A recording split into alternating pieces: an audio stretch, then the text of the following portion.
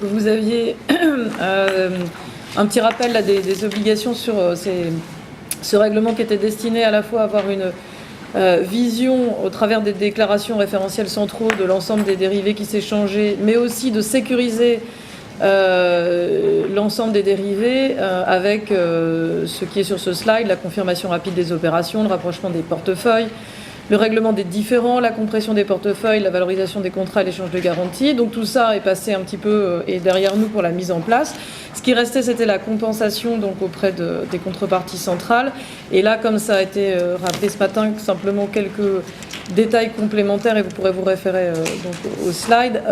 Rappel aussi, ça concerne évidemment les contreparties financières, mais aussi les contreparties non financières. Et dans le cadre, effectivement, de la compensation, notamment des dérivés de gré à gré, mais déclarés éligibles à la compensation, on a eu deux textes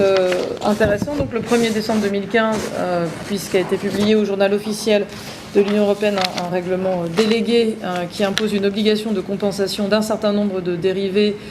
de taux, swap de taux d'intérêt fixe contre variable de base FRA et swap indexé sur le taux un jour. Et ensuite, effectivement, le 1er mars 2016, donc récemment, un règlement délégué pour la compensation centrale des dérivés des CDS, avec évidemment tous les critères que vous connaissez pour la prise en compte de la nécessité de compenser, le degré de normalisation, le volume, la liquidité, et l'information sur sur les prix. Et donc, effectivement, alors pour les CDS, selon le type de contrepartie, les obligations en matière de compensation vont du 9 février 2017 au 9 mai 2019. Vous avez tous ces tableaux que je ne vais pas détailler qui montrent aussi que pour les autres, ça va effectivement de 2016 jusqu'à une date, donc 21 juin 2016 au 21 décembre 2018, ce qui nécessite effectivement de savoir dans quel cas on se trouve et quel est le type de catégorie de contrepartie